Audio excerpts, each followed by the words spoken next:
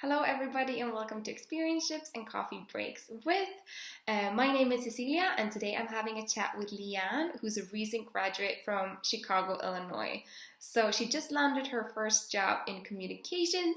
So we will talk about like her journey from graduate to landing a job, all the good bits and all the bad bits, and some stuff about like that you should consider while you're still in school to make yourself more employable. So I'm so excited to meet Leanne. I hope you guys are too. So let's bring her in now. Hello, Leanne. How are you doing? Hi, Cecilia. I'm good. How are you? I am good. Where is it that you're based again? So I live in Chicago, Illinois, in the US. Cool, cool. So it's about 8 a.m. where you are? Just about, yeah. The sun is out. It's kind of foggy outside, but we're going to work with it. Oh, okay. Yeah, it's same. I'm in Sweden and it's cloudy and it's like 3 o'clock in the afternoon. So I just got Mm. my coffee to pick me up to go for the Cheers. market. Yeah, cheers. But I just thought we'd start off you just explaining a little bit about who you are, what you do for a living, etc.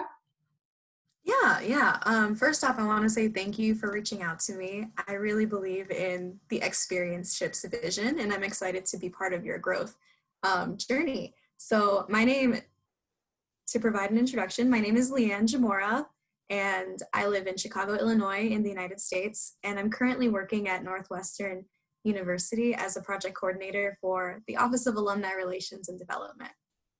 Wow, okay. So for somebody who's not super familiar with the American Mhm. school structure, would you mind explaining a little bit more like what your role is about? Sure.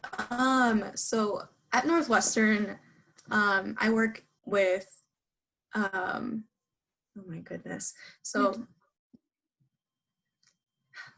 at Northwestern University, I'm a project coordinator. So what that means is that we get a lot of requests from different departments that eventually go towards alumni engagement. So our team that I work with, we produce everything from marketing materials to online websites and web pages to hosting large-scale networking events to help our alumni base and our donors feel like they matter to the university because they're giving back after they graduate, and they're trying to connect with um, their old schools and their students to kind of just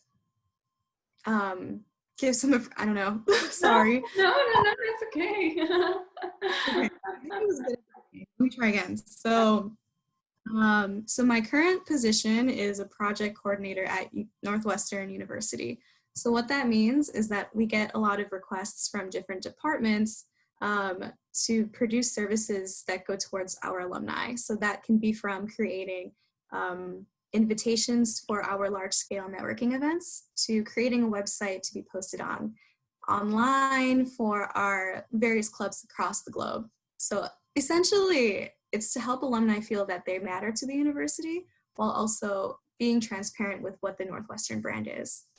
That's cool. Like, so marketing towards alumni and donors, like that's Yeah. cool. Yeah. So how did you end up in that position? Like, what's your journey? Because you Oh my graduated goodness. quite recently, didn't you? I did. I did. So I went to Carthage College and I got my bachelor's degree in marketing.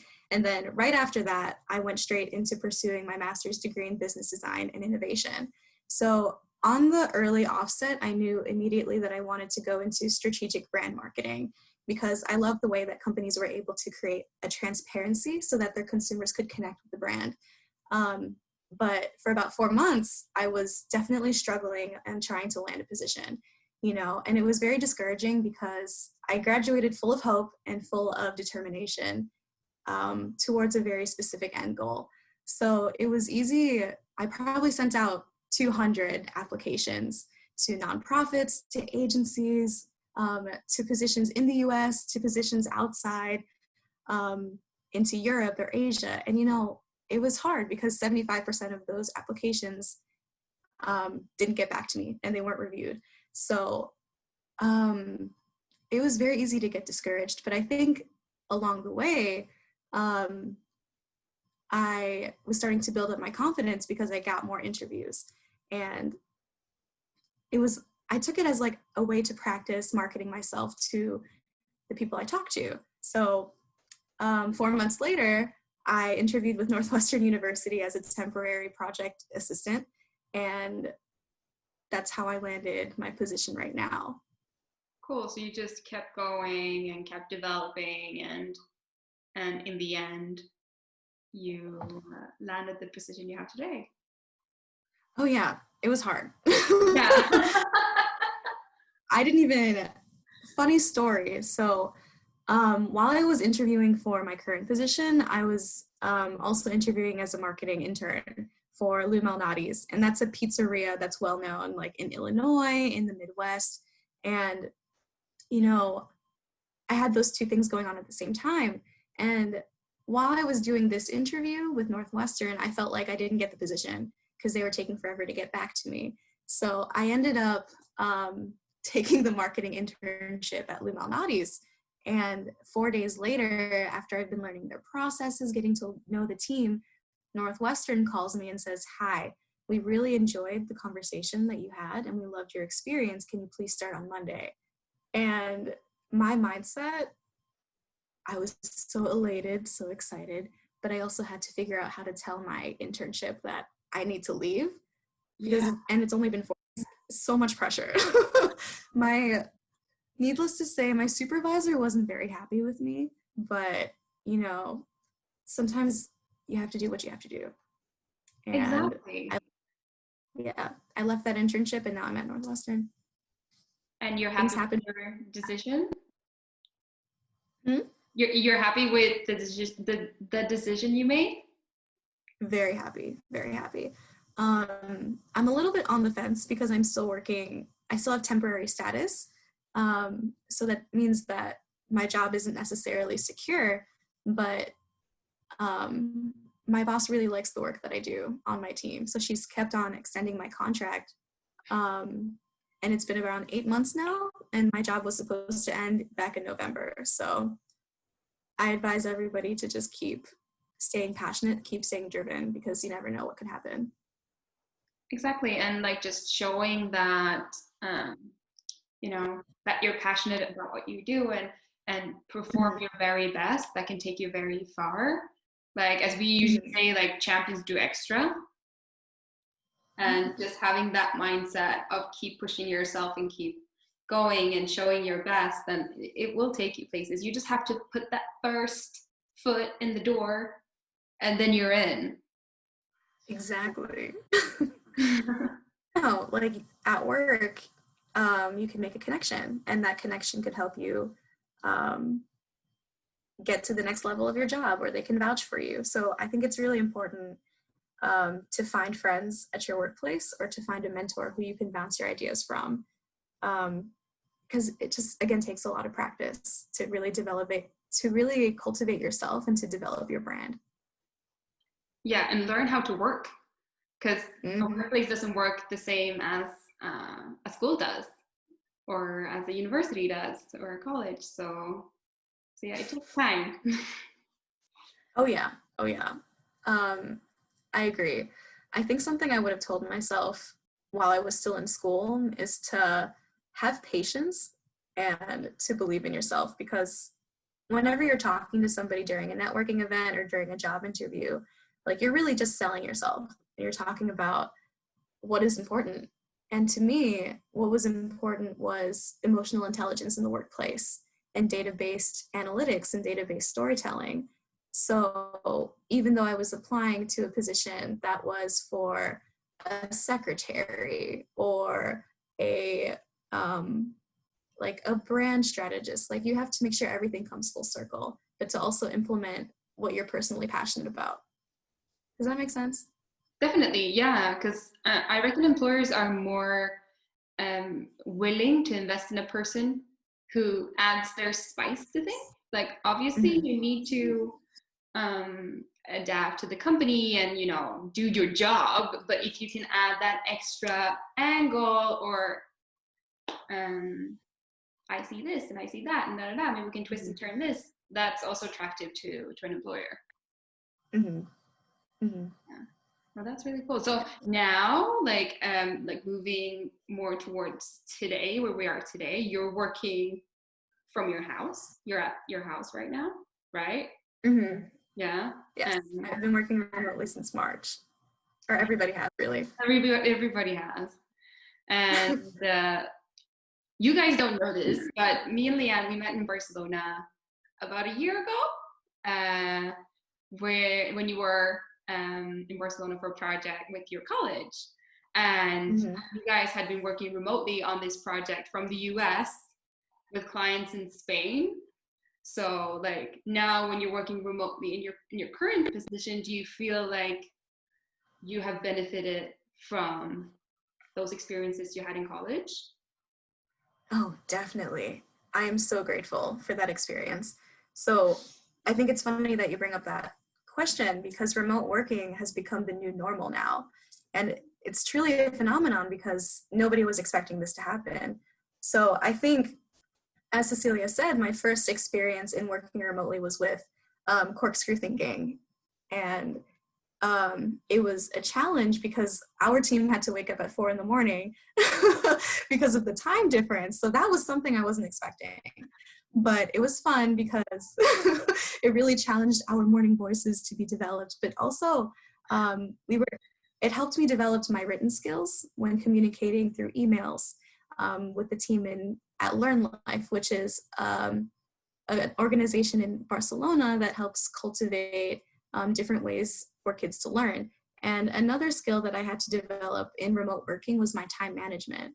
And I know a lot of people can relate to this, but remote working is all about self-discipline. So I have a lot more time on my hands and nobody can really see what I'm doing, like outside of the screen that's in front of me. So it took a lot of time management, organization, and coordination with my team to align all of our schedules between us here in the US and also at the team in Spain. So it's been a journey, and I'm very grateful for it because my experience then has prepared me to accommodate for today's current situation with coronavirus. That's really cool. That's great to hear. Yeah. That, as you said, nobody expected this, but I think also with the world is getting smaller, and we are working so much across borders nowadays, more than ever. So I'd say that practicing remote working is key to like make it in today's working world, and to take into consideration like cultural differences, time differences, and discipline, as you're saying, and planning and all that. Like it takes a lot of skills that you haven't thought you need to learn. Right. And to some people it doesn't come as naturally, but it takes practice. Yeah. Yeah. And if you get to practice that in school or in some other way, on an internship or whatever, before or during your process into the workplace, then that's awesome. Oh yeah. I think something that I studied during my master's program was resonant leadership. And what that means is that you need to accommodate for every different learning style that you come to interact with. And in the workplace, the people on your team, like there's probably going to be 5 individuals that you work with or even bigger. Everybody has a different learning style and everybody goes at their own pace. So it's really important to apply that mindset going in, because even though I work a certain way where I'm very structured and I need to have like all of my outlines listed out like 5 hours before a meeting, like another person might not work that way. Another person might have an easier time making things up on the spot. And that's not me. So yeah. I think it's important to realize that going into the workforce is that you're going to come across a lot of people who work at different paces, and everybody's different, and that's okay. And I realize that, and that helps me keep a level head in any project that I go into. That's remote or in person. Sorry? Oh, whether that be remotely working or in person. Ah, okay. Yeah. Yeah. That's really good to have that insight about yourself. Thank you. Yeah. And accept that as well. Like, you know, and be able to say that to your coworkers, to people around you that, no, but I can't work this way. I need to, or can we adapt it? Or like to speak up about certain things, or this is great, or this is not as great. So I think it's really cool that you bring that up. Thank you. Yeah. So speaking about skills, we've touched a bit on remote working, but what skills have you picked up in the working world that you wish you would have learned back at college? Oh my goodness. That is a great question. So I thought about this, and I am not a numbers person. So something that I wish I would have developed in school was my technical skills. And that means like data analytics to web design to coding, because in our world today, technology is evolving every single second. As we're speaking, new things are being developed and being researched. So something I wish I would have dove into were those analytics and the numbers. So because I'm a very big picture person, the tiny details kind of become confusing, and looking at a large data set becomes easily challenging, and it's easy to get lost. So I think acknowledging the fact that I don't have that strength has helped me realize that it's something that I need to develop, and that's something that I want to develop. So even though I'm not a numbers person, my strength is seeing the big picture. So I use that curious mindset to conduct my own research and to stay organized, and to also reach out to the specialists on my team to develop a deeper understanding of what these technical skills can do to elevate alumni engagement at Northwestern, or to change something on a website so that people click on it and it leads to a product that we're selling. So it's important to keep consumers in mind when you're working in marketing, but to also realize that numbers are driving productivity, and it's important. Yeah. Yeah, if we're speaking marketing in specific, yeah, for sure. Mm-hmm. But I also think it's really cool that you mentioned that you admit not knowing everything, and when there's something that's about the knowledge that you don't possess, then you go somewhere else to find it and ask somebody else. I think that's really important to remember, that you cannot be a pro at everything, and don't be afraid to ask for help. Yeah. Oh yeah. I think a lot of young people, like when they're going into the workforce, they're very adamant about selling themselves to the job. And it's really about staying humble and understanding that you're contributing to a company. So like Northwestern, even here are the skills that I have that can contribute to your team, but I'm also looking for you guys to give me something back in return. Definitely. And that is to like cultivate brand awareness on a global scale. Or I don't know, it's just such a big thing to be a part of that you can't expect to know everything all at once. No. And, well, yeah, like something I learned from working with Learn Life in Barcelona is that learning is a lifelong journey, and you can be 67 and still not know everything in the world. You can be 12 years old and not know anything. So no matter what life stage you are in, you have to have an open mind to everything. Yeah, that's very well said. And I think that's something that we all should take in and remember, that life is learning is a lifelong journey. Mm-hmm. And also looking for jobs or applying for jobs, like they have a wish list of things that they wish you to know. But you cannot. It's impossible. They're never going to find that person. So like you come with what you have, and then you go from there. Yes, just go with the flow. And everything happens for a reason. If you get rejected at a certain job, it means they're not ready for you. And it means that you're meant to be somewhere else right now. Yeah. Yeah, that's Yeah. really good. Wise words. So since you're so wise now, like 1 year post graduation, you have all this experience, but also, you know, because since you're working at a university, it would be cool, and you still have like one foot in that industry, or what do you want to call it? It would be cool if you would share like some advice to students, like career advice for students that, yeah. Career advice. So I would say, I don't know if this is necessarily industry specific. I think it's more generic when it comes to motivation. So I think my first tip to young professionals is to understand that you will succeed, because having confidence in your ideas in any interview across the board, whatever industry you end up going into, it's key to have confidence and to understand what you're passionate about, because the employer will feel that. And it's all about creating that emotional connection without having to say it super bluntly. That's like a Jedi mindset, or a Jedi mind trick, so to say. So the second piece of advice that I have is to stay humble, like what I mentioned before, because you're not going to know everything going into a position. You're there to learn, you're there to have an open mind, and you have these skill sets and qualifications that you want to refine as you gain more experience.